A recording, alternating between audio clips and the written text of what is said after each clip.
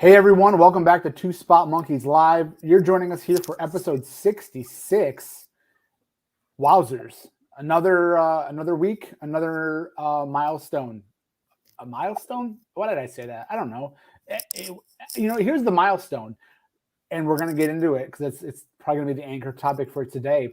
WWE actually decided to honor our format this week. They wanted to give us something really juicy to talk about, and they made that happen the day before we're recording. So thanks, Vince. Right. Or Nick Khan or whoever. Tom, your mic is just a little scratchy too, just so you know. Yeah, you know what? My son tells me all the time, like when I don't shave for a day, he goes, "You got the worst beard ever." I'm like, this is not even a beard, kid. Like when puberty hits you, you're going to be in a real world of hurt. Well, I'm Jim. You're Tom. And you're right. Wrestling in general, the last 2 weeks has decided to check it out with our recording schedule. Ring of Honor dropped their announcement last week, the day before we were recording. And WWE obviously dropping big news yesterday. Before we get going with that, though, I know we just talked about this before we clicked record. We're not going to go into any sort of long-form discussion of it, but I think we would be remiss if we didn't say best wishes to Jon Moxley, who announced this week that he's entered alcohol rehabilitation, inpatient, or had Tony Khan announce that. I've seen some people online who say Vince Russo was one of them, and I probably shouldn't even give him airtime, but said that Khan, shouldn't have done that and shared personal information. I'm like, when the first words of the statement are Jon Moxley gave me his blessing to share this, maybe you should just stop trying to get attention. But I think just in response to that, just generally, and this is really sensitive and confidential information, but I do think that in the era that we're in the promotion of AEW, I haven't thought this through, so I'm finding the words hard at the moment. The connection and the openness that exists lends itself to this. So, yes, while I think it's a very sensitive topic, if there was ever a place and a time for it to come out and in a location, AEW being open and having and operating with transparency, I think that maybe that might be the best way to say it, makes me understand why this happened. But people will have their opinions on it, so whatever. Right. And ultimately, to me, if Jon Moxley wants it out there personally, publicly, then that's the decision. And if Jon Moxley didn't want it out there publicly, then that's the decision. Somebody on Twitter made the comment, well, they could have just done like a kayfabe injury story. And I'm like, right, but maybe that's not what Moxley wanted.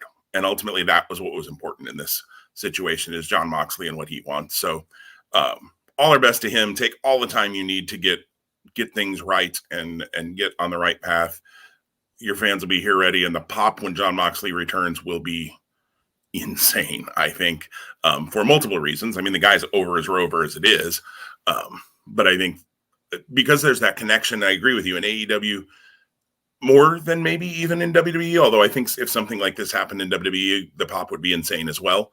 But I think that the connection that the fans and the talent seem to have in AEW, when he comes back, yeah, you might have to put the strap on him right away. I don't know. But he's going to be, if there were thoughts to turn him heel, and I know there were like rumblings that maybe he was headed towards a heel turn, yeah, he ain't going to be able to do that for a little bit when he comes back. So I hope he comes back soon, but not until he's ready, if that makes sense. So, the selfish fan in me wants to see him, but the human being in me says, you take your time and you make sure you're okay, because whatever his real name is, Jonathan whatever, I can't remember his real last name, and it's unimportant, is more important than Jon Moxley. So, I don't know. Enough said on that, Tom? Yeah. We could dive deep, and it's interesting. When the news broke this week, I was thinking about recently, he cut a promo a few weeks back talking about the only thing important, to him is his wife and his daughter. And,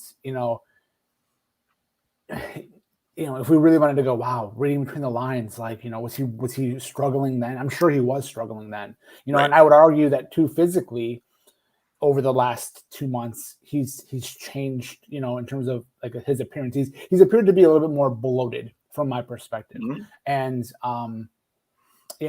again, lifestyle choices being what they are, I'm sure I look bloated. I'm up 6 pounds in the last 2 weeks, and I've been eating like crap. So I've also been drinking like crap. So that's what you get when you tailgate and watch football, and then Halloween happens. Talk about Halloween Havoc, completely separate topic. Halloween Havoc on my diet. So yeah, anyhow, again, you can always go, oh, okay. And we don't need to do that here. So I apologize. I even kind of drifted in that lane. Oh, you're fine. Yeah. But I think, like we both said, ultimately get better, get things in the right.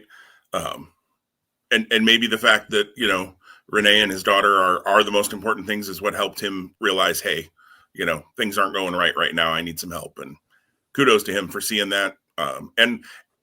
And kudos to AEW for saying, nope, that's fine. This tournament, whatever we had booked, doesn't matter. You matter.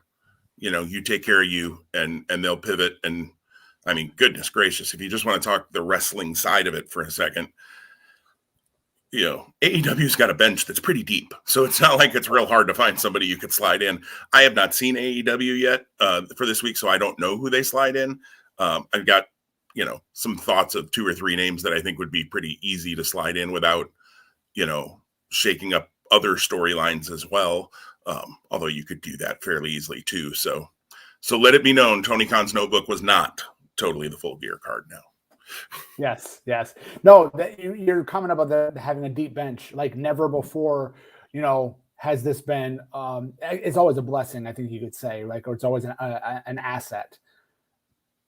It's for things like this, planned and unplanned. In most things happen in wrestling, unplanned injuries, life, to be able to go to someone, who is still a high profile talent or a name. And again, in AEW, they've done a great job building people up, and to go to them in that spot, it's, again, that's why you sign people. That's for all the wow, how are they going to find time for so and so? Here's a good reason why having so and so, yeah. Annette, our number one listener, as far as I can tell, Annette said she thinks it's Jonathan Good. I think that does sound right. So Jonathan Good is more important than Jon Moxley. Now that she says that name, that does click and ring a bell. So, well, speaking of signing people, in about 90 days, in about February, if I do my math right, there's some more names. Well, actually, in 30 days for some, and in 90 days for others, there's some names that are going to be available to AEW if they so choose. AEW can't sign everybody. We've talked about that before, and I don't think they would sign everybody in this list, but it was Black Thursday yesterday. WWE released another 18 people. There have also been some corporate shakeups. I saw just this morning, in fact, the CFO is out, and they've named a new CFO. She actually was on the earnings call. The old CFO was on the earnings call yesterday and out of a job by this morning. Don't know if she knew that yesterday or not, but okay, maybe she was choosing to leave. I don't know. It didn't really say. They just named who the new one was. She did have a little statement in there about all the good things she'd done. So apparently it wasn't a totally get out the door kind of thing. But so there's changes in the corporate office, but talent changes as well. 18 released yesterday. Don't know if we'll see any more names today. I feel like they got to start running out of names to cut at some point.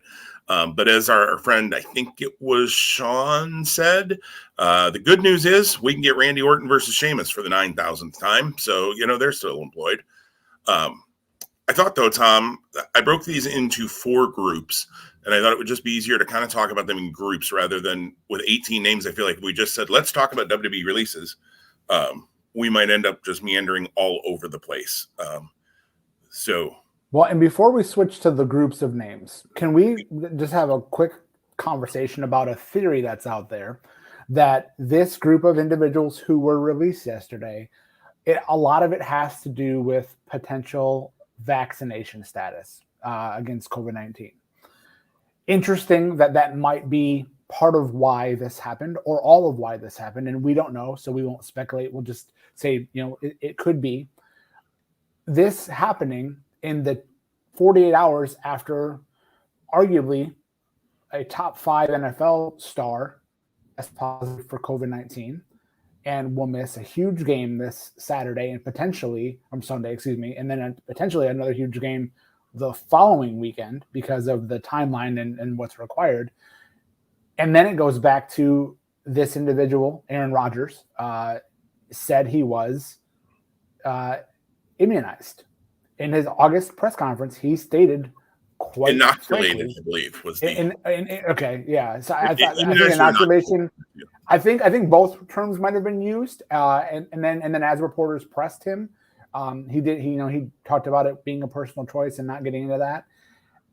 And the question is, how complicit were the Packers in whatever was happening? There are some very specific NFL mandates that I don't know, chapter and verse on. However, it would seem that this NFL superstar, received some preferential treatment. Now, the NFL is way bigger than the WWE, but they are both multi-million-dollar NFL billion-dollar. WWE wishes they were billion-dollar entities.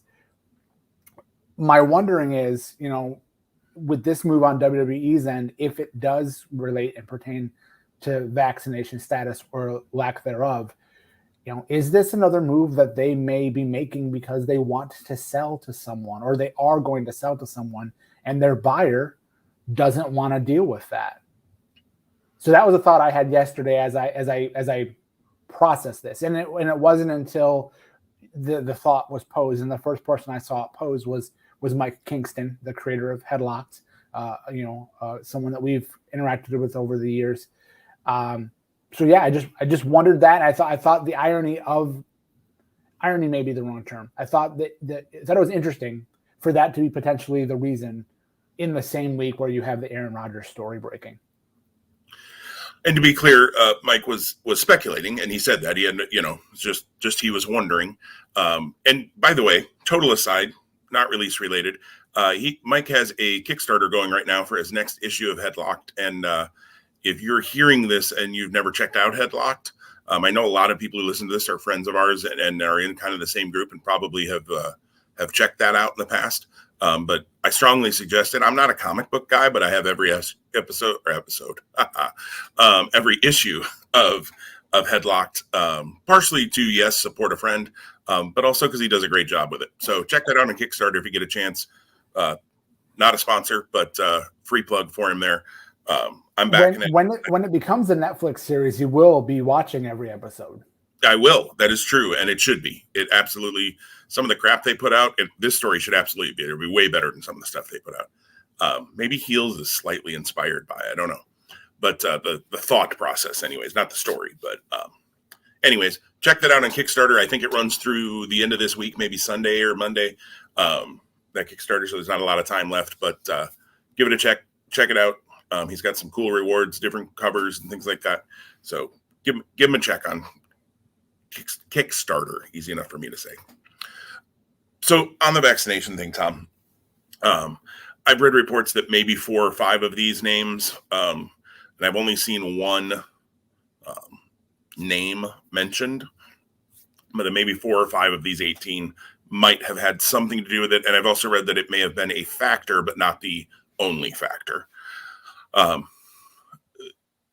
Insider had an article, I think just this morning, and I apologize, I did not see who wrote it. It felt like Mike Johnson or Dave Scherer, but I mean, they're the main two there, but they do have other contributing reporters as well. But who talked about the fact, and I thought it was a good point, that if vaccination did play a role, some of that might be that there are some venues and some areas in some countries that if a WWE talent is unvaccinated, they may not be able to perform. And that could be a problem for WWE moving forward if they have stars who choose not to be vaccinated, and that certainly is their personal choice. But choices have consequences. And WWE certainly also has the choice to employ or contract with who they want. I guess these aren't employees, they're independent contractors, but whatever. That's a different argument for a whole different day. It could be its own series of episodes. But that is a challenge that they're probably going to be facing in the future, because there are states that are requiring it for performers and people in venues. There are countries that are going to require it for you to get into the country, from the sounds of things, and some already are.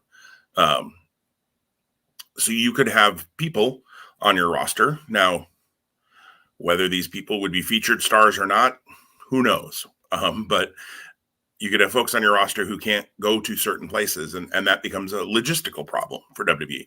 So I understand it from that perspective. It is as well. Yeah, I don't know how much that played in, but man, it's the world we live in right now. And, for everybody that yells free choice about vaccination, and you're right, it should be a choice. Companies and organizations also have choice, although maybe they won't. I mean, there's a mandate that just came out from OSHA, and again, don't want to go political. So let's avoid that conversation, just because that's not what we do here. But maybe it won't be as much of a choice either, and that's another argument for another day. Let's talk about these talents a little bit, Tom. There are 18 of them. Again, I broke them into 4 groups, kind of trying to put, I tried to keep NXT people together, and then kind of in the main roster, lower and then slightly higher than lower card folks.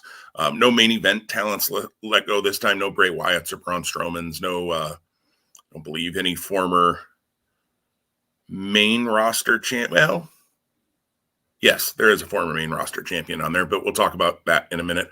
But let's start with 4 talents from NXT that really never got going. I guess one of them a little bit. She did have a tag title shot at one point. But Katrina Cortez, who had a couple of matches on NXT. Jessie Kamea, who obviously was a part of the Robert Stone brand, or Frankie Monet's group. We'll talk about Frankie in a minute. Zeta Ramir, who was a Booker T trainee, and I remember having a few matches. And then Jeet Rama, who I think was just on 205 Live. And then that, I can't remember the name of the card, but the one they did for India last year.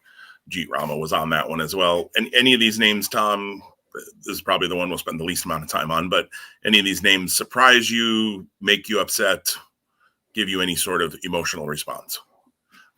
The only 2 I'll comment on are Jessie Kamea and Zeta. So Zeta has definitely seemed like she had a high ceiling in some of the matches she had on NXT.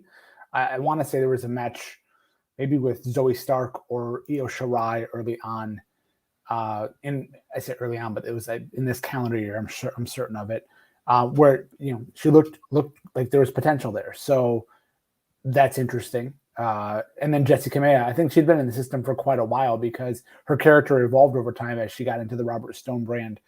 I also think she's in a relationship, or was in a relationship, with a main roster talent. So it's always interesting, right? Like that these, and we'll talk about how that really impacted are the 4th group that we're going to talk about, or maybe not impacted, but aligns. I just find it interesting. Certainly people, until a month and a half, 2 months ago, you had Britt Baker and Adam Cole, who are, public knowledge that they're together, were in 2 different companies. You may have that with where Jessie Kamea potentially lands down the road. I don't know who Jessie Kamea is with, so that's interesting to note. Zeta, so Zeta's that's on the Patreon. So the Patreon version of Two Spot Monkeys that's where we give all the dirt and all the scoops about the love life of professional wrestlers. That's right. It's 2 Spot Monkeys After Dark on Patreon. No, we don't have a Patreon. That's like the second time in 4 weeks we've dropped that. Yeah, I know. Pretty soon we're gonna have to start living up to the truth, which both is also ironic and scary. They're right, terrifying at the same time. So Zeta, it wasn't her debut on NXT. She had actually, the end of March, been in a tag match with Gigi Dolan, actually, against Candice and Indy. But her, singles debut in NXT, she defeated Toni Storm. And then they didn't really follow up on that, because why would you? Why would you put Zeta over Toni Storm? And I think there was a storyline with Toni going on too at the time. But still, he gave Zeta a win.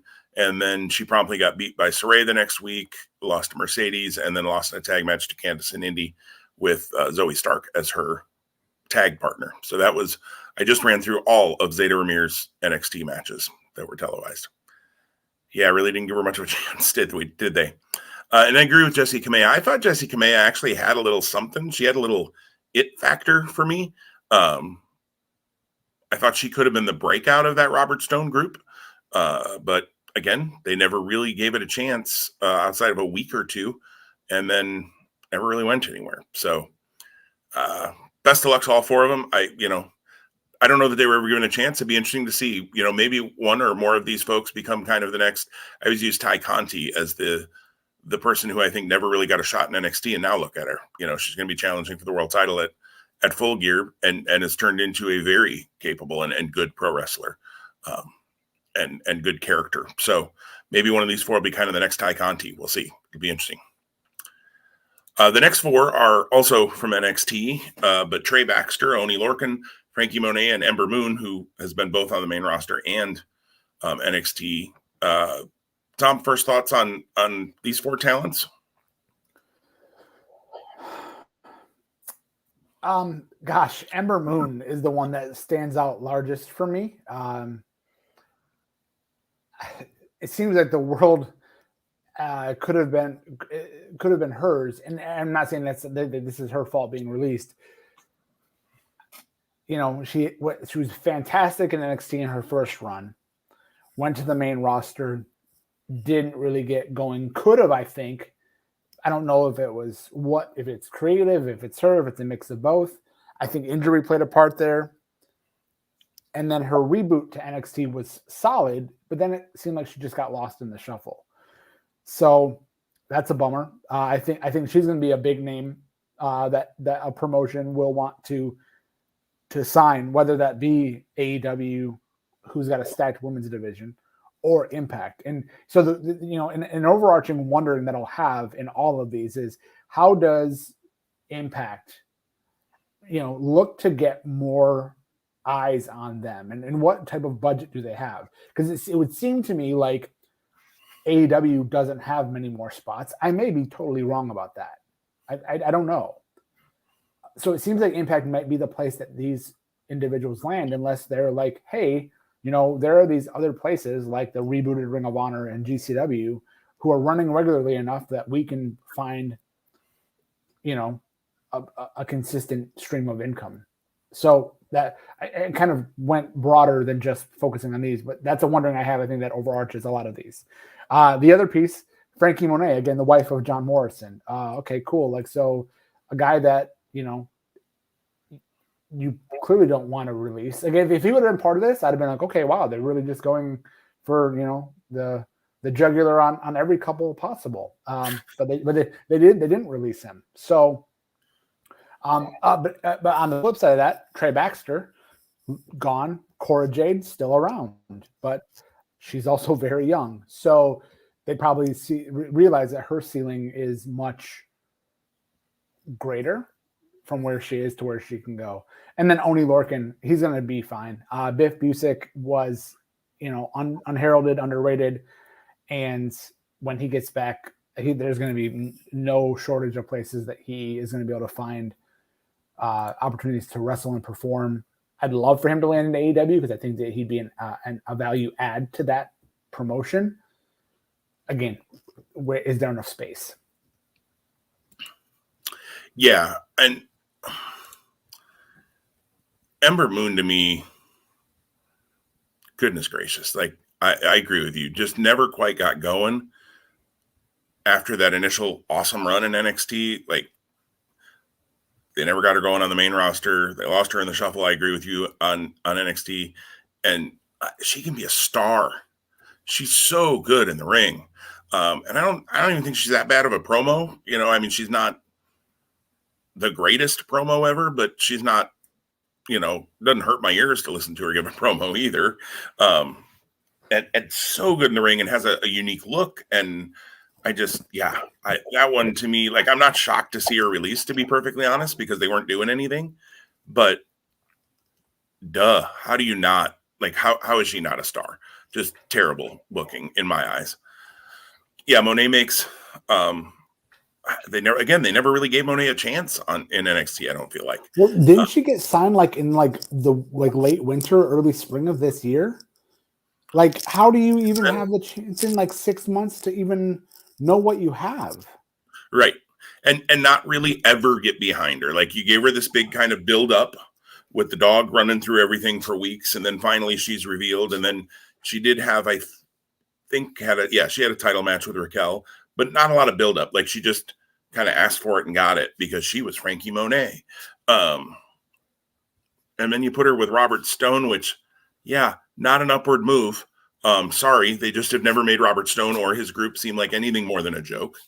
I thought maybe that was going to be a way they were going to get rid of Robert Stone, and then Frankie and Jesse would, and maybe they'd add some would become a group. Although then we ended up with Toxic Attraction as a group, which I think has been great. I was a little surprised not to see John Morrison on this list, to be perfectly honest, because they've done nothing with him too. They did the completely easy thing with him, stuck him back with The Miz.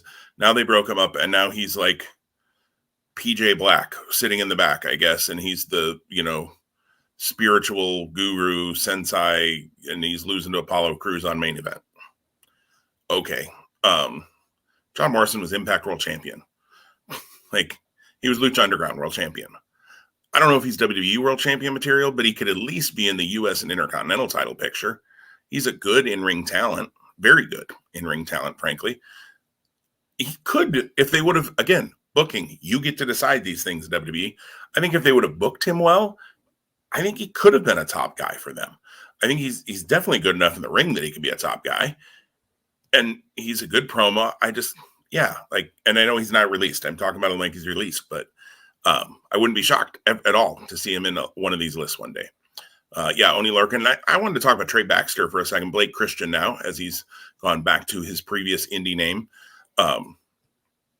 Again, like, the dude's talented, and you never got behind him at all. And I think that way with Alex Zane, Ari Sterling, in the last set of releases, who has a Ring of Honor world title shot on TV this week with Bandito. And I have no doubt they're going to tear down the house on Ring of Honor TV this weekend. I'm looking forward to that match. Blake Christian already announced for GCW in December. Not a shock that he would go back to where he had worked before. I think Ember Moon's also going to be interesting for me to go back to this for a quick second. I was just going to say Trey Baxter has a 30-day non-compete, you would assume. Although I know they have been able to ask out of those, and WWE has let them out of them in cases in the past. They don't have to pay for them if they let them out of them, so why not? Ember Moon, I'm curious whether she has a 30-day or a 90-day, because she was an NXT talent, then went to the main roster, and then came back to NXT. So it'll be interesting to see, and maybe we won't really find out. And if it's 30-day, if I was her, I wouldn't say anything, because then when she shows up in December somewhere, the whole world can be like, oh my goodness, it's Ember Moon. We didn't think we'd see her till February. I don't know. They could play with that a little bit. Again, I think you're going to hear me say this time and time again over the next few groups. Untapped potential for a lot of these folks. And that's on WWE. That's on their booking. It isn't like, oh, you gave these guys a chance and they fumbled the ball. I don't really think, Oni Larkin had a decent run in NXT. He was tag champ, twice, I think. Once or twice anyways. A little surprised Danny Burch wasn't on this list with him, just because when you release one, you tend to release, it seems like teams go together or pairings go together. Be curious to see if Danny Burch ends up back with Pete Dunne maybe in NXT. Because Dunn's lost Ridge Holland to SmackDown, and now Oni's gone. So does Danny Burch stay, or does Danny Burch get lost in the shuffle and end up on the next round of cuts? I saw Danny Burch as a possible coach. So whether that's where they move him or not, And that would be a great spot for Burch. Certainly a little older in years. And certainly I would think could teach very, very well. I mean, if he has the skill to teach, he's got the skill in the ring. Ain't no question about that. So wasted potential yet again. I think it'll be interesting to see where these folks land. Frankie Monet, I don't know if I see her in AEW, to be honest. Ember Moon, I'll be surprised if AEW doesn't snag. But Frankie, I'm not sure I see in AEW, but I would see Impact wanting her back if she wants to go back there. She had a great run there, and they could bring her back in pretty much right on top without too much problem, I would think. Well, let's go to group number 3. Lince Dorado and Gran Metalik, the last two versions, the last two parts of Lucha House Party. So Lucha House Party now completely has been released. I know Kalisto, or Samurai del Sol, as he's gone back to being known, made an appearance on AEW, I believe, this week.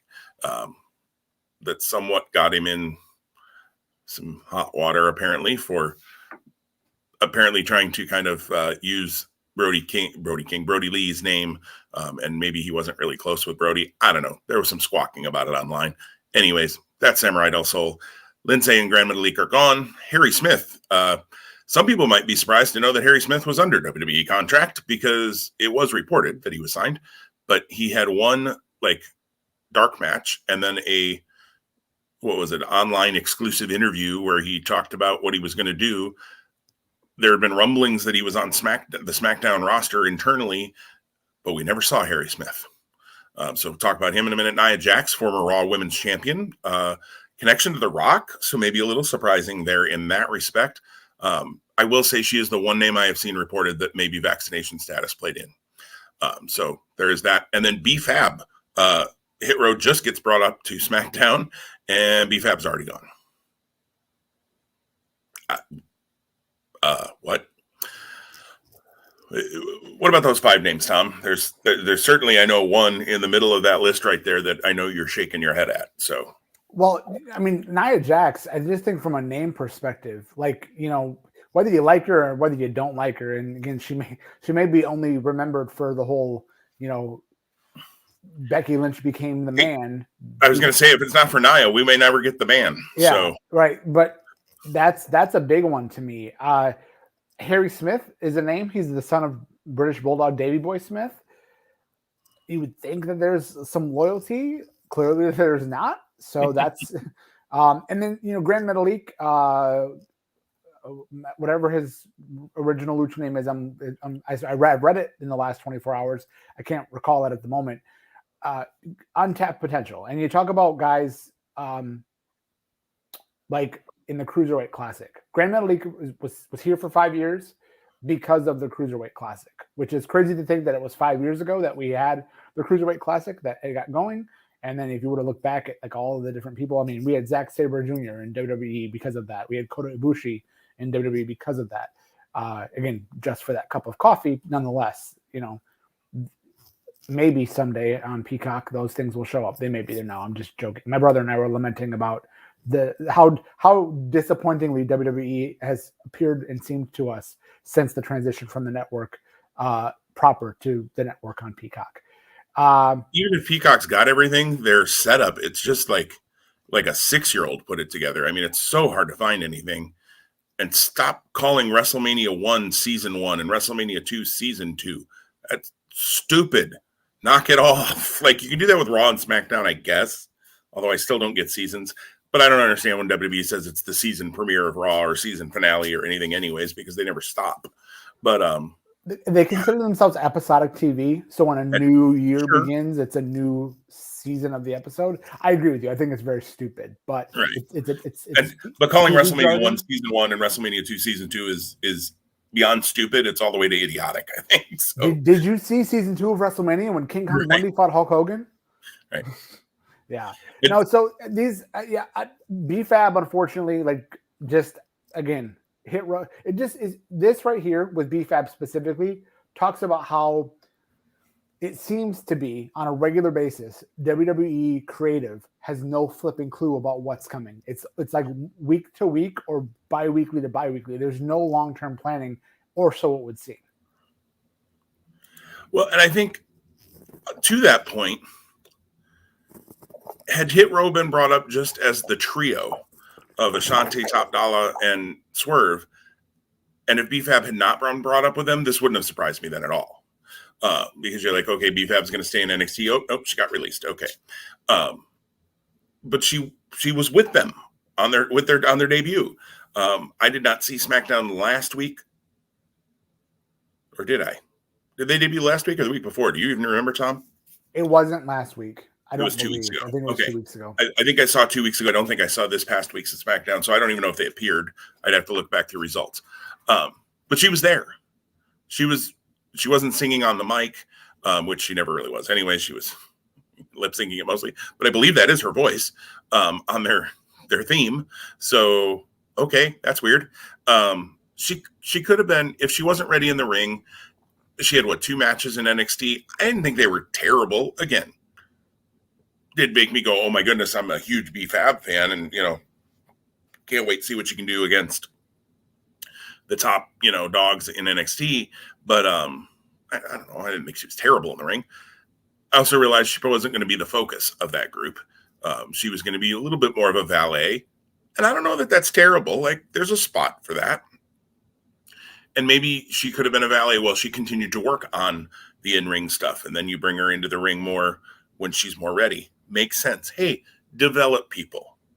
That's why you have a developmental system. That's why you have a performance center. Duh. But I don't know. And maybe it's that maybe I'm also struggling as I'm looking at this list. And I thought about this a little bit yesterday. For the females especially,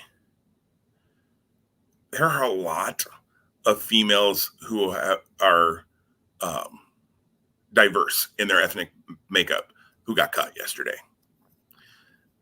Katrina Cortez, Jessie Kamea, Zeta. Even Frankie Monet, I believe, has some Hispanic heritage. I think she appears a little more Caucasian just in her look, but I believe her heritage is also Hispanic. In fact, I know it is. Ember Moon, B-Fab, Mia Yim, we'll talk about in a minute. Okay, Scarlett, no. But I don't know. So you got some diversity, and you just cut a whole bunch of your diversity out the window. Now you have some diversity in your main roster. You've got Sasha, and you've got Bianca Belair, and some other folks who you don't use as well, because you can only seem to focus on about 4 women at a time with any sort of, what do I want to say, gumption. I don't know. That's a weird word to use there, but I'll use it. I don't know. That's weird. Harry Smith, man, like you said, legacy and good in the ring. Good in the ring. Could have been a heavy for somebody. Could have just been, again, in that U.S. Intercontinental title. I don't know if he's a world champ or not. Again, good enough in the ring. Don't know. I don't know. Harry Smith has also seemed at times, it seems like he kind of gets in his own way occasionally. And MLW, and he had a falling out before he left there. And so I don't know if something like that happened too here, but weird. You sign him and then you don't ever put him on TV. Like, what are you doing? What are you doing? And if NXT needs to get bigger, he's a big dude. He's not a small guy. Doesn't make any sense to me. Dorado and Metalik, I mean, they hadn't done anything with him in the last number of years. And Metalik, I know Metalik had been asking for his release. Lindsay may have been as well. So they granted it. If they weren't happy, they're good. Let them go on and do things. Mascara Dorado was his former CMLL name. I'm sure he'll head back to Mexico if he wants, and he can probably pop up elsewhere as well if he would so desire. I think for me, Nia Jax, let me just mention her again for a second. Probably the most, I'm going to say successful, the most decorated person on this list from 18 yesterday. Certainly former Raw Women's Champion, I think a couple of different times, has been featured, has won the women's tag title, has been featured in title matches and other featured stories pretty much for a whole run with WWE. Not great in the ring, has a history of hurting people, but has size and I think is a pretty good character. So Nia, I don't know. She'll find some work. I think she's more likely an Impact than AEW though. Unless I did see one of our mutual friends mention this morning, if there was a snowball's chance and aware of Nia being able to get The Rock connected with AEW, they'd probably sign her in a heartbeat. But and I would agree with that. If you can get to The Rock through signing Nia, you sign Nia, period, of course. But we haven't seen The Rock in WWE, so I haven't, in the last number of years, so I don't know that that's really a thing. So let's talk about this last group, because I think that's where we're going to probably be spending most of our time anyways.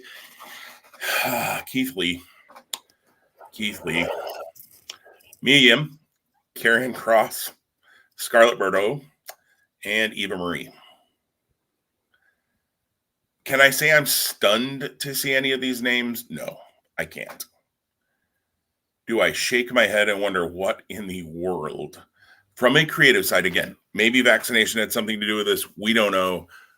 We're going to just leave that to the side because we don't know, so there's no reason to speculate. Regardless of that, it's not like Keith Lee and Karrion Kross have been booked well since were brought up to the main roster. Tom, what was your? I mean, I know you had to shake your head, but what was your thought? Yeah, so I feel like I'll go with Eva Marie because it's the person I care least about in this group. Yeah. And also felt like I didn't know where to put her. yeah. And not only that, but like she's had a couple of WWE runs, and she was on Total Divas, and all of that stuff like preceded her. So her coming back in summer to now where we are today, it's a little akin to me talking like what I was saying about Frankie Monet, but also different. And it's like they burned right through the stuff with Eva in like 2 months. Not that it should have lasted more or less, but it's like, what was the point of bringing her back and giving her all of that time on one of your main shows if you didn't have a plan for 6 months, a plan for 8 months, a plan for 12 months? Again, that's probably the part and parcel problem with creative and the creative turnover that I'm sure exists in WWE, which is why there's a number of people that I've read before, whether they had a snowball's chance and where or not of being on the creative team, that they burn out quickly. I think the demands of being a creative team member for WWE are so high and rigorous that you can get chewed up and spit out before too long, and not having consistent talent, except for going back to what we said earlier on based on our friend Sean's comment, the Randy Ortons and the Sheamuses of the world who seem to be WWE for life. Again, and then the other two sides of the coin here, two couples, so Keith and Mia, and Karrion Kross and Scarlett. Poor Scarlett. I mean, she is a very attractive woman. And if nothing else, I know WWE wants to be PC and wants to be family friendly. To not maximize her talents beyond just her looks was a failure and is a failure. And the fact that she didn't accompany Karrion Kross when the act in NXT was just kind of getting churning. Like they could have done it at a bigger level on a bigger stage, and they failed. They made Karrion Kross look like, again, we talked about it before, the long lost, lonely member of Demolition from a world we never knew existed. And it's before like, that, you beat him in 2 minutes with a guy who hadn't won a match in 4 months. Yeah. And so that's that. And the world is going to, I think the world will be their oyster. I've not been a big fan of Karrion Kross in the ring. I've said that here many times. You can go back and listen to the archives. With the right opponent though, and the right presentation, the dude can be the dude. And so I think this is going to make him even hungrier, because I would have to feel if I'm in his shoes today, I'm going, wow, I just spent the last 18 months of my life spinning my wheels. I just can't wait to put, burn rubber on the pavement and show what I'm made of. So for the flip to Mia and Keith, little different situation kind of with those two. Mia had some opportunities. She was part of Mae Young Classic, if I'm not mistaken, and that kind of led her to getting her spot. And then she was in NXT, and then Retribution, which again will be a black mark on the history of this show and WWE forever. Thankfully, we've grown away from having a weekly Retribution segment, but for the longest time, think back a year ago at this time, it was, and this week's Retribution update coming to you live from Two Spot Monkeys. Although the good thing is the Retribution action figures finally making their way out. Reckoning and Mustafa Ali are out now, and T-Bar and Mace are coming. So I've yet to see if Slapjack got one, but I don't think so. All right. Yeah. Oh, Mia. Yes. And then Nia had COVID earlier this year, or it was presumed to have COVID, or there was something that prevented her from being in the Rumble, whether it was COVID related or not. I think it was because she stayed home with Keith while he was sick. If I remember his video right. Right. Yeah. And then Keith Lee again. Wow. You talk about the tale of two scenarios with him. NXT. It took a while to get going, but then he was the Keith Lee we knew he could be and the amazing talent he is. And then you go back to when he had, like, this was 2019, if I'm not mistaken, the Survivor Series run where he mixed it up with Roman Reigns and other top guys. And he was like, yes, this guy can be a player. And then nothing happened because he went back to NXT. And again, he clearly was on a trajectory there that was valuable and worthwhile. And then the pandemic happened and so on and so forth. But then this year with health conditions and whatnot and I think he has to look back and he tweets a lot about when I can tell the story, it's going to be one to read or one to pay attention to. Like I don't think he's going to have any concerns about burning a bridge here. And maybe he will or maybe he won't. I don't know. I don't want to speculate. And he has to do what's right for him. But I have to imagine he's going to go, yo, I know where I can go and what I can do. And I've lived that life. So maybe he's like, I don't care if I ever go back to WWE, because I've already been mired in that and I never want to do it again. And you'd have to think this is an overarching thing for any of these talents and perhaps anyone who chooses to sign in the future. You got to be watching what's going on in the world, like with people getting signed and released and so on and so forth. And you have to go, is that an environment I want to be part of? Yeah, I don't, again, we're just talking creatively here. How does WWE continue to have people on NXT, which, by the way, is on the same flipping channel as Raw? So it's not even, when it was a little different when it was only on the WWE network, but it's on USA the day after Raw. Now, they're not getting the same numbers of viewers. I get that, whatever. People who watch Raw don't watch NXT. No, that's not right.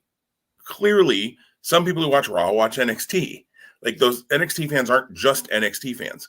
There are people like you and I who do just watch NXT and don't really watch Raw. But there are also people who watch Raw and watch NXT and watch everything. How do you take somebody who you spent all this time cultivating, and Keith Lee was before NXT moved to USA, if I remember right. He was already on the main roster. But nonetheless, how do you take somebody you've cultivated all this time? Karrion Kross, not. He was on USA. They've got these cool entrances. Both of them had great entrances, great themes that were made for big arenas. But in NXT, they were still cool because they were in the smaller venue and all of that. But Karrion Kross's entrance in a big arena should have been awesome. I'm going to say Undertaker-esque, and I'm not saying Karrion Kross is the Undertaker, but like that kind of aura. Like, it was a cool entrance. Bray Wyatt, those kinds of things. Hey, Bray Wyatt, Karrion Kross coming face-to-face on my TV somewhere in the future. I think that could be really cool. I think you could do some creative stuff there.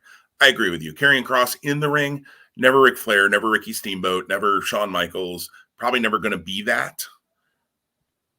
With the right opponents, I thought he was good to okay to decent to, not great, but character-wise, he could do so much character work that if you booked his wrestling matches the right way, he didn't have to be Shawn Michaels in the ring. Not everybody's going to be. You need character, and man, that guy's got character for days. And I agree with you. Scarlett with him as a package, holy smokes. Like, it was great. When she'd come out and do the whole, hourglass. There we go. Yeah. Like time thingy, sand time thingy, Days of Our Lives. Anyways, first time a soap opera has ever been mentioned on this show, I'm fairly sure. But when she come out and set the hourglass out because TikTok, he's coming for you kind of thing, like, that was cool. I thought that was neat. When he's lurking in the background, when he's early on before he even debuted officially on NXT, but was sitting in the car and watching, you just kind of see him in the background. I thought they did great stuff with him in NXT, and then they bring him to Raw. They beat Jeff Hardy, or have Jeff Hardy beat him, excuse me. Now, yes, they couldn't follow up right on that because unfortunately Jeff Hardy got COVID-19 directly after that happened. But here's an idea: have him kill somebody the next week. And maybe they did. I don't even remember because they did such a terrible job refocusing him. It just, I know we say it a lot on this show, and I apologize that sometimes in 66 episodes, I feel like we say the same thing 50 of those 66 episodes, but WWE, it's literally your job to book people well. And I know WWE says they don't make stars. WWE is the star. And I think that's a lot of what happens in these releases is, cool, we'll release these guys, we'll get somebody else to do it. Sure, I guess. I heard somebody on a podcast yesterday, I think it was yesterday. It was probably Fightful, because that's who I listen to a lot of times, say that the WWE, a producer actually said to me, I want to say it was Sugar Dunkerton actually on a Fightful podcast, said that a producer said to him one time doing extra work, and if it wasn't Sugar, apologies if you're listening, Sugar Dunkerton. I'm sure he's an avid listener of Two Spot Monkeys, but that a producer once said to him at WWE, we're an entertainment company that happens to have a wrestling ring in the middle of the arena. That tells you all you need to know. It does. So yeah, they're just recasting. I saw that Bruce Pritchard recently said, the fake Diesel and fake Razor Ramon were just recasting. How many TV shows have recasted somebody and there was a new actor playing in the next year? They have done that. You're right. And WWE can do that, I guess. Sure. They've done it with Sin Cara in the past. At least that was a masked guy, so it was a little different. Wasn't quite as obvious as Diesel and Ramon.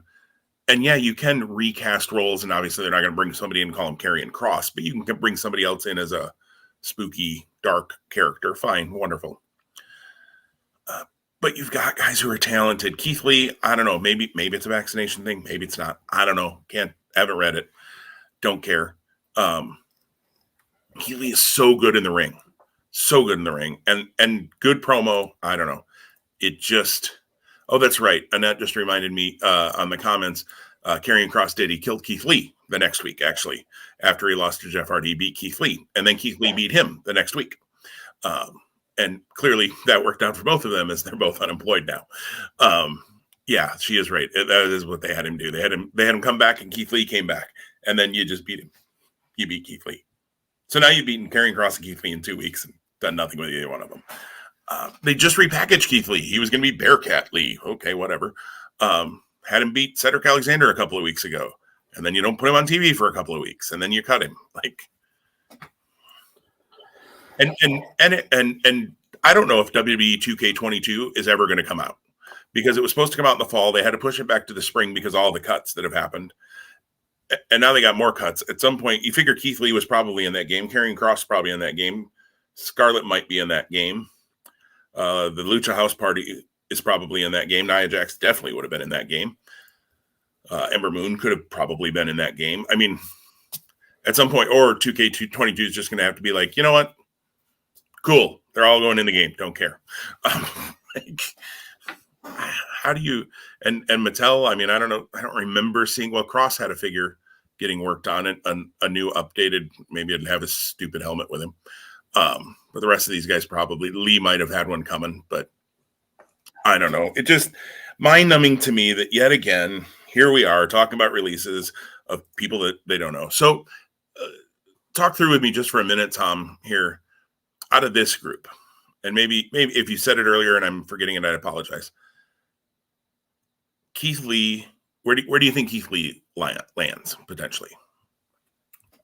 So I don't know that he has the relationship with the guys or the upper cusp of people in AEW that like an Adam Cole did, for example. However, I think that they are familiar enough with him because of how their paths indirectly intersected over the years that preceded, where they are today. That AEW makes a lot of sense. It's a shame Ring of Honor is closing up shop or whatever is going to happen with them.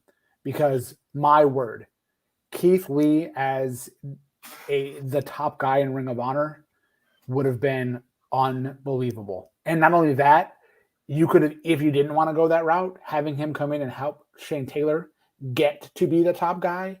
Holy cow. That could have been even And the better. story you could have told there, yeah. Yeah, right. I would say if he's not signed by April, and I think he will be, if he's not signed by April, they'd be stupid not to try to get him on Supercard of Honor. Yeah. Yep, I totally agree. Or if he's signed to a deal that would allow him to do Supercard of Honor, which also could be a thing. I agree with you. Keith makes the most sense to AEW for me. I could see some New Japan stuff for him potentially. He's a big guy. He could do some fun stuff with some of their guys. Mia Yim. I mean, how many females does AEW want on their roster? And if not full time, is she going to be like, yeah, I'll go in and I'll be happy to do stuff on Dark and Dark Elevation, from their closed, or not closed studio, but they're like universal tapings. Yeah, either way, I could see AEW or Impact for her. But I definitely see one of those. I don't see her ending up like an NWA or anything like that. I definitely see her doing that. Karrion Kross, do you think AEW or do you think he goes back to Impact? I have to think Impact. I'm again, I don't not happy with all of these releases for again, because these are humans at the end of the day, and they're not personally connected to me, but it's just disappointing to see like their lives be turned upside down when they've worked so hard to get to where they are. I wonder if as the world hopefully continues to still slowly rebound from COVID and open up more, and I know that day by day that's a sliding scale about how whatever the reality in our world is, we could potentially be seeing like a rejuvenation of the indies with all of these names that are out there. I think GCW, which we talked about a lot here recently, has a really great opportunity. I know I saw a bunch of tweets yesterday. Oh, Bola 2022 is going to be off the hook, right? And then more than likely so. And you have to wonder, like, does PWG for the first time ever, I think, run a Bola in early 2022 versus fall of 2022 because of everyone at their not disposal is the wrong term, but at their reach. So if I'm them, I might start 2022 with Bola, to be honest. I mean, I'd think about it at least, and maybe they have. Well, and there have been years past maybe where in February, because some of these names wouldn't be available until February. Yeah, they've done sometimes in the same calendar year where they've done like, I want to say like All-Star weekends and or something. Some of their bigger named like themed events, have happened twice in the calendar year before. Bola has never been one of them, but why the heck not? Right? Because they didn't have a Bola in 2020. Yep. And they didn't have one here in 2022. Yep. Assuming that they're not going to have one in December. So, which would be a heck of a thing if they could pull that off too. But, or maybe you do a DDT tournament and, Lucha House Party in PWG, actually, I think Metalik and Dorado with no restrictions on them could be a really fun tag team to watch in some matches. Do I think they're the greatest tag in the world? No. But do I think they could have some fun tag matches? I do. I think they're both very talented. Scarlett, I think, goes where Karrion Kross goes. Yeah, the other indie I'll mention is just AAW. I thought when we talked about Ring of Honor last week, AAW out of Chicago, yep. Having the chance to bring in, and Kross had been there before, Keith Lee had been there before, other talents as well. So I'm sure they're salivating at that. I would think Blake Christian would have a shot if he'd like to go there as well. They brought Silas Young back already last week, and when Silas became free because of the Ring of Honor situation, and Silas was the guy that was born and bred out of AEW. Yep, absolutely, and I think Silas will be back there. I know he's working the next show too, and I think he'll be kind of full time there, quote unquote, along with other places. Anybody else that we've talked about before? We haven't really necessarily talked about where you think they might land. Well, I guess we did with like Ember Moon and Frankie and them. Oni Larkin, I'm curious, where do you see Oni landing anywhere? I mean, I'd love AEW. You did say that, yeah. At AEW, I might have just said AAW. A lot of alphabet soup here. It's hard to keep. Sometimes when you're talking, it's hard to keep those two straight. I know. but I don't know that has to be the case. And back to your comments, I think it was with Keith Lee perhaps about New Japan. My wondering is again if this is at all vaccination related, like if New Japan may have that be something where that either it prevents talent or supports talent being able to be in Japan for a 6-week tour at a time. Yeah, Japan has seemed to be a little, just my opinion and my observation, I don't know this, but they've seemed to be a little more cautious with how they've handled things. So I wouldn't be shocked if you need to be vaccinated to get into Japan. You may very well. And somebody listening to this may very well know that too, but I wouldn't be shocked. And so if that is a situation, then maybe that precludes that. Although I could see him working, depending again on their rules, and also say the state of California or other places rules, some NJPW strong stuff, because man, that roster has blossomed. I don't watch strong, but every time I look at our results in the fantasy wrestling league for it, I'm like, I probably should start checking that out. I don't have NJPW World though. Wish they'd put it on YouTube or some other format, because I can pay for NJPW World. I certainly can, but I don't have the time to watch anything from New Japan. And frankly, New Japan itself hasn't really made me want to watch. Like, they haven't done enough lately that it just makes me think I need to make that a priority. So I don't know. I wish there was another way to catch strong or get it a TV deal. I will say they've got some matches coming up on their next set. I want to say, and maybe they already taped it, but I want to say Will Ospreay and Alex Zane have a match coming up. Big fan of both those guys, so that could be really cool to see in the ring. Yeah. Anyways, I could see some of that too. New Japan wise, just looking at New Japan, Harry Smith, maybe I could see doing some things there again. I think he's done some with them in the past. If I remember right, wasn't he in Suzuki Gun? Yeah. Yeah. He and Archer are a team. Yeah. So I could see that if they do they're doing a best of the Super Juniors. If they could get Trey Baxter over there, man, Blake Christian tearing it up with some of the juniors in New Japan, that'd be fun. Can you tell I'm a Trey Baxter or Blake Christian fan? I like the guy. I also like Cora Jade, and I'm glad to see she didn't get cut in this too, but we'll see where that goes. Anyways, we could go on for days. You mentioned earlier, and I wanted to bring this up because I actually did watch Raw this week. The first time, I think, in about a month, I watched the entire. I've heard some people say it was actually pretty decent this week. It wasn't. It exceeded my expectations, and I went in with low expectations, but it exceeded my expectations. I really thought the Finn Balor-Chad Gable match was quite enjoyable. The main event was Big E and Kevin Owens, and that could have been more-ish, but it wasn't bad. Kevin Owens actually looks like he's putting on a little bit of weight, so I'm wondering what's going on there. I think his contract is up soon, so maybe he's just kind of riding it out, knowing that he has better futures to come. That's speculation. Who knows? He's got some good friends down in Jacksonville. So yes, the thing I wanted to bring up was ask if you had seen this, because you mentioned entrances and how good Keith Lee's and Karrion Kross's were collectively and how they stood out. Damian Priest's entrance has changed, and the music has changed, and I think that's the stupidest move ever. He now appears to be half evil because he's Damian and half good because he's Priest. And if you look at his Titantron, it's red on the Damian side and blue on the Priest side. Oh my word. I don't mind the edge they seem to be giving him. That's okay. Because I think the party dude character needed some tweaking. He's really good in the ring. Like Damian Priest a lot in the ring. I think he's got the size, he's got the look, he's got character. I think he's got that it factor. So, which is funny because I was not a Punishment Martinez fan early in his ROH run. By the end of it, I was.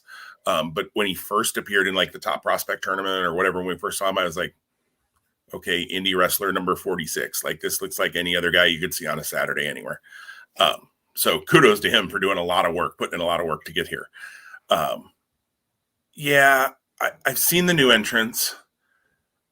I think if he would have debuted with this entrance, like forget in NXT. So the first time we introduced, I think I would have liked this entrance. I don't hate the entrance. I don't like the change, if that makes sense. Mm-hmm. And I know they've kind of seemed to have done away with the Archer of Infamy name, so the whole shooting the arrow and the fire thing might not have fit anymore. Maybe don't have him do the arrow thing anymore, but I thought the flames were cool that they used to have on it. So I think you still could have done that without him having to. I always thought the like fake arrow shooting was a little dumb, so I would be okay with that just dropped out of it and they just kept the flames, and maybe he did this, and for those who are listening on the podcast, I'm throwing my arms out, and the flames went at that point or something almost Kane-esque, but not. I don't want him doing like the Kane thing because that's Kane, and it'll look like a cheap imitation. But so I'm okay with the character shift. But yeah, and the half red, half blue thing, I hadn't even thought about the whole Damien and Priest good evil in the name piece. That almost feels like somebody was sitting in a creative meeting and had like an aha moment. Like, wait. By golly, his name's Damien Priest. Right. That's half good, half bad. Dude. Anyways, I might be insinuating who I think might have said that. Yeah. But do I think Damian Priest is being primed for a major push in 2022? I do. Could Damian Priest win the Royal Rumble? I wouldn't put it out of the realm of possibilities if they get behind him enough. You don't look so sure about that, Tom. I don't trust WWE at this point. So Right. In 3 weeks, he could be released. So let's be honest. They could have him lose the U.S. title to John Morrison because all of a sudden they decide to push him for 3 weeks. And yeah, no, that's very true. It's very true. I'm trying to predict the Royal Rumble in November is usually fool's gold anyways. Although sometimes you can kind of see like, oh yeah, they're going to Drew or somebody. Right now, if you ask me to pick the Royal Rumble winner, Brock would be my guess. I mean, only because you set up whatever at WrestleMania with him. But other than that, yeah, I'm throwing darts. I wouldn't have a clue. Brock or Drew. And I don't really want to see either one of them win the Rumble, to be perfectly honest. And I don't think they need to get them into top programs at WrestleMania. So speaking of which, Tom, I don't know if you've looked at the schedule, but at the beginning of January, or at the end of December, actually, you and I, to start off our head-to-head for 2022, not to get too far ahead of ourselves, we have a few more cards to pick for head-to-head here in 2021, but we are going to have a marathon recording session or live show because WWE has announced a pay-per-view on January 1st called Day One. And then you follow that up with January 4th, 5th, and 8th, 3 nights of Wrestle Kingdom. We have 4 shows to pick in 8 days, Tom. We're going to have like 40 matches under our belts by the time we're a weekend of 2022. Considering what you said about New Japan and how you haven't been engaged in the product, I wonder if we should not pick Wrestle Kingdom. Or if we should be selective about what we pick. We should probably look at that at least, because we did pick Wrestle Kingdom this year. I believe that's been the only New Japan show, though, that we picked. It is. And probably would be moving forward. But yeah, that might be something we need to consider. And for timing, we might also want to reconsider. And what is even what really want it to be either, but well, yeah, what's even a Day One? Like what's the like I'm sure it'll come together after Survivor Series, but like what? I mean, to me, you're going to have to make that big to make it worth it. Yeah, like, 3 years ago, I'd have been like, sweet. And now I'm like, I don't care. Also, did you see SummerSlam's in July next year? Yes. How? Like, that's an August staple. And did they announce the location for SummerSlam? I don't remember. It's in Nashville. It's where the Titans play. Oh, that's right. Which is cool because it's an outdoor show. But that's just like when we talked about when they did SummerSlam and they announced Money in the Bank for where the Raiders play. Like that seems like a really awkward venue for Money in the Bank. Yeah, their pay-per-view schedule is interesting next year, and I know we've totally rabbited off. So welcome to Two Spot Monkeys. It's what we do. Yeah, we're talking WWE. It's a lot of Saturday pay-per-views next year too, which I actually I don't mind. I get it. It makes some sense. It doesn't make me any more or less likely to watch them personally, but for others it might because they're used to Saturday night like UFC or boxing matches or those kinds of things.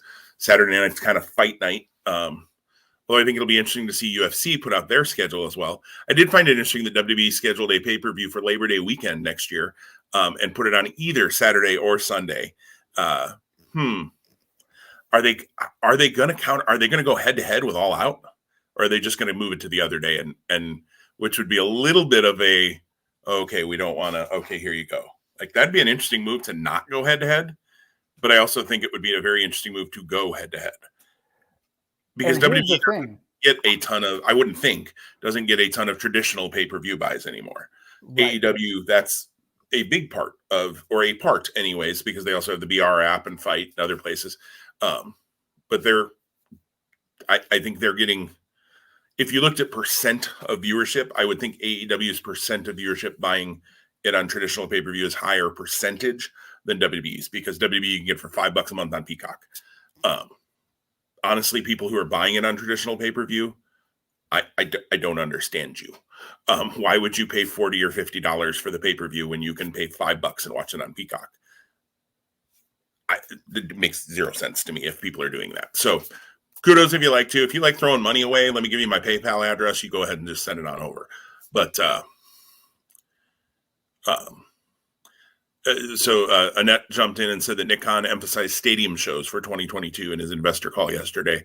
So that makes sense with like the SummerSlam and the Money in the Bank, and obviously Royal Rumble, WrestleMania back to being 2 days. So apparently that would make more sense. Season, what is it, 38 for next year, right? Season 38, episode 1 is Saturday. Season 38, episode 2 is Sunday.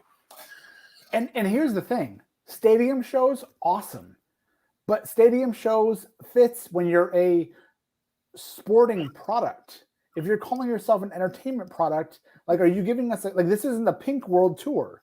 This isn't this isn't the Jonas Brothers. Are you insinuating that WWE talks out of both sides of their mouth?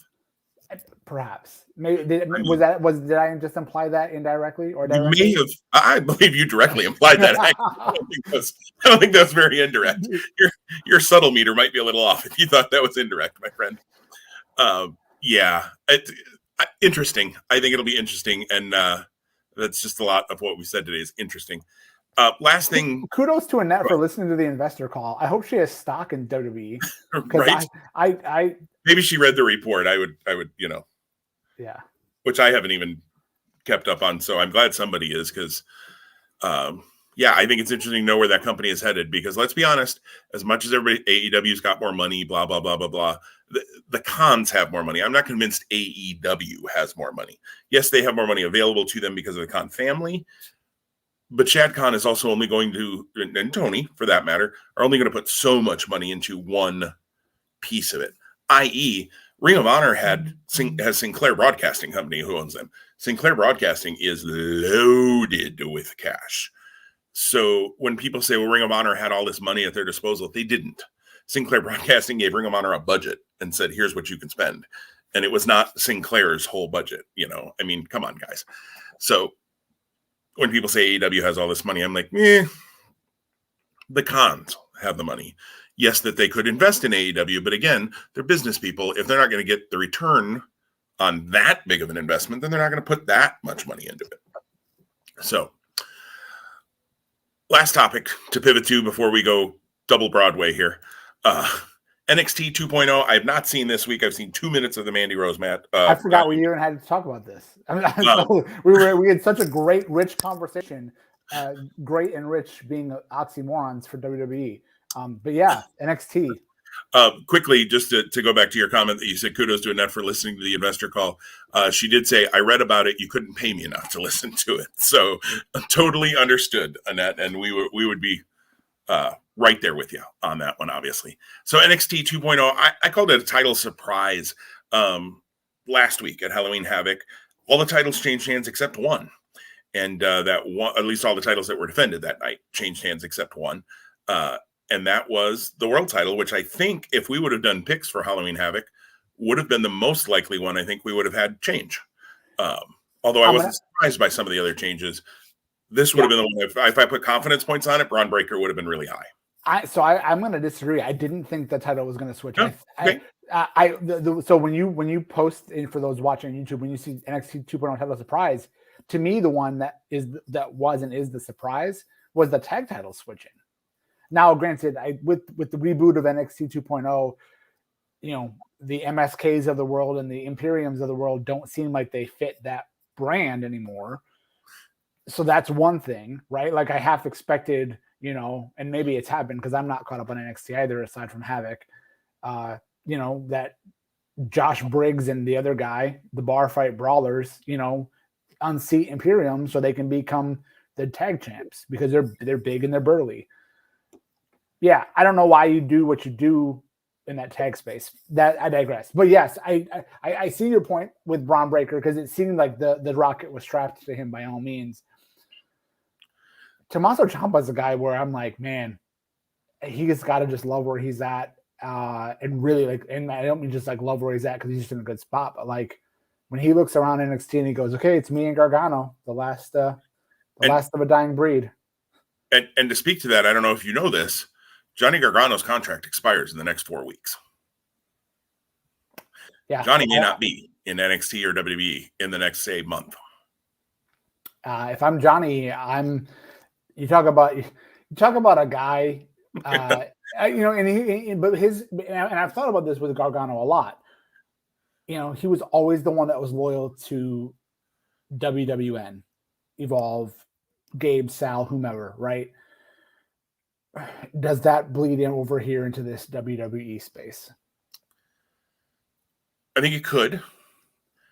Adam Cole is known as a super loyal guy as well. And I don't think what he did was unloyal in any way, shape, or form. I think he did what he chose was right for him, which he absolutely should do. And I think he made the right call. You may remember on this show, I said, run, Adam, run. I might say run, Johnny, run. Again, AEW would make the most sense. If he's not going to, if he doesn't think he can get in at AEW, then I think you stay at WWE. I don't foresee Johnny Gargano wanting to just play the indie game, although he could probably name his price at the indie game and get a whole lot of bookings in GCW and the new Ring of Honor in April if he wanted, and AIW, that he was a big part of in Ohio, and AAW, which he's been a big part of. I mean, don't get me wrong, Johnny Gargano will be fine no matter what he decides to do. He will make good money. He has earned that ability and that right. But I honestly, if I'm really being blunt, I wouldn't have been shocked if Braun Breaker won last week if Ciampa would have been on this list yesterday. Yeah. Because it seems Ciampa has been pretty transparent, and I just take him at his word that he doesn't really want to do the main roster thing. He's happy with what he's doing, but they've also said they want to get younger and not have older established indie guys. And Ciampa's an older established indie guy. If they consider him an NXT guy, now he's another guy I could see become a coach. I don't know that he's as old as he looks. I think he looks a little more grizzled than maybe he is. I can't remember his age, but I think he has, he's got a wife and a young daughter, and I think they live right in Orlando or around that general area. From what if you look at his social media and his pictures that he posts, he's 36. Yeah, I really think that he's like, yo, I'm good here. Like this, like, you know what? I'm good not traveling. I'm good not being away from home. I'll move to the main roster would mean weekly travel and being away from home with a young daughter.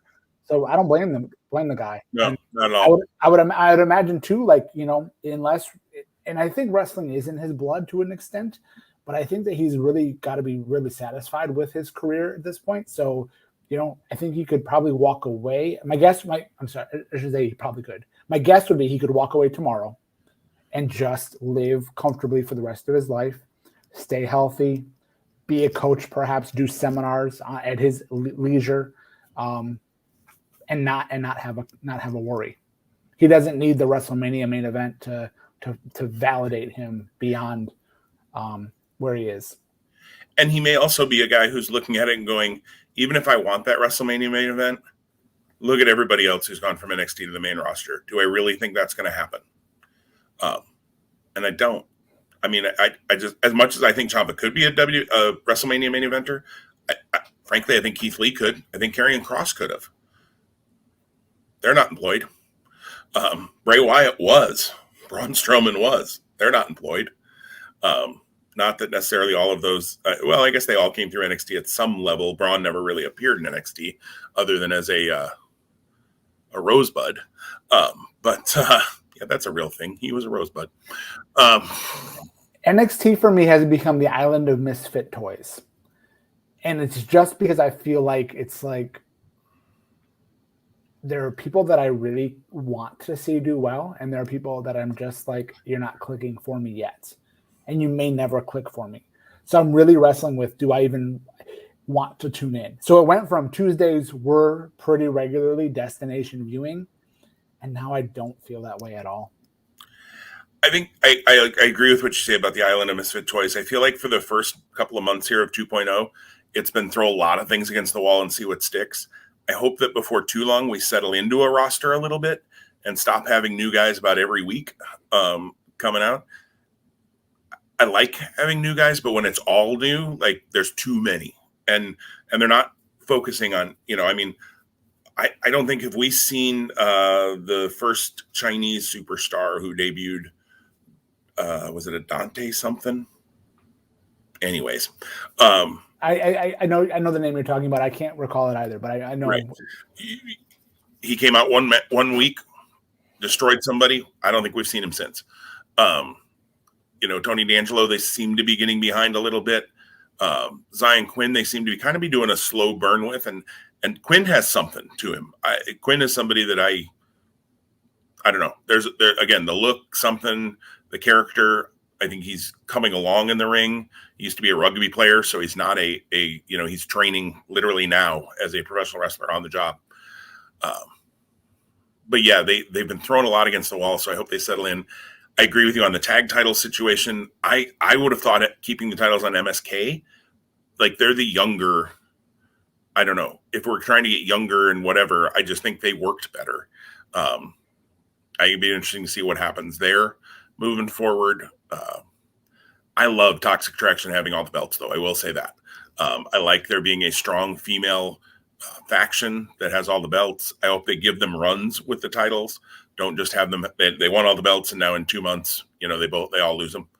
I'm glad JC Jane is okay, because a couple of weeks ago in that Who Gets to Spin the Wheel match, she took a bad spill when her foot caught the rope on that dive. So I'm glad she is okay. I'm enjoying NXT, but it's definitely not what it once was for me either. I'm enjoying it, but it's a different product. Maybe they'll settle in. I don't know. Normally we'd have War Games right on the corner. I'm guessing we're not getting War Games. I don't think we're getting War Games. I think you are correct. I don't see that at all. So, and who would it even be? And that's only a hypothetical. Right. We don't have to answer that. Honestly, I think you could set it up on the female side a whole lot easier, because you've got, I've already seen that there's a 6-woman tag next week. I think it's next week. Maybe it happened this week. With Toxic Attraction against EO. Casey and Caden. Is it EO, Casey, and Caden? Okay. I think so. That's how the segment closed on Tuesday. That's the only part of the NXT I've seen. So, and I saw that Zoe's out for a little bit. So, so right there you've got 3-on-3, and you could easily add somebody on either side, or just do a 3-on-3. Well, Raquel and Dakota makes a lot of sense. Raquel and Dakota could go, absolutely. That would make a ton of sense. Yeah, you could do a women's side, but on the men's side, I agree. It would be like random, spin the wheel, make the deal to make the teams at that point for War Games on the guys' side. Like, because even I right now I struggle with who's a babyface and who's a heel in some of those situations. Is Braun Breaker a babyface or a heel? I think he's a babyface, but yet Ciampa's a babyface, I think. So maybe Ciampa and Breaker lead a team, but then there's not a dastardly enough heel right now to make you feel like, oh, yeah. Dunn used to have a group. They're getting Dunn and Burch against Breaker and Ciampa. One by one. Picked off one by one. Right. War Games is, do you still have a job in NXT? That's what War Games is right now. Literal war. Right. Well, Tom, anything else you want to touch on this week? No, I'm excited to come back next week, because next week is Full Gear Pick'ems, baby. Absolutely. And are we tied head to head? I think we are. Yes. We are. Yep. So I can't remember what that means. I think whoever made the pick first last time. I think you won last time. You actually won the last set of pick'ems, so I'll be picking first. I believe that's what we said. And if that's not true, go back. I encourage all of our loyal listeners to go back and prove us wrong by listening to. That's right. Tell us what we're supposed to do, because we don't have a clue. If you have a suggestion, tweet at us. That's right. Send us a tweet. Let us know. Yeah, next week, Full Gear picks. That'll be fun. There's a nice card coming together for that show. So I just saw a press release, so I now know who because I was stupid and I read it. So I now know who the substitution was, and I'm looking forward to that match at Full Gear. I'll be interested to see how it played out on Dynamite to get to I'll it. be finding out momentarily as it's on the DVR. Okay, so you don't know who the substitution is yet either. Okay, they didn't announce it earlier or anything. Yep, that'll be all right. So I just may have spoiled a match result for you, and I apologize for that. So before I spoil anything else for Tom, or potentially spoil anything else for Tom, let's call it a day. An hour 25. We haven't done this in a while, Tom. So everybody stay safe. We will be back next week with Full Gear pick'ems and hopefully no more talk of releases and people losing their jobs, because 2 weeks of that in a row is enough, frankly, at this point. Let people keep their jobs. It's almost the holidays, people. Jeez. But Tom, always good to talk to you as always. And we'll be back next week for more fun here on Two Spot Monkeys Live.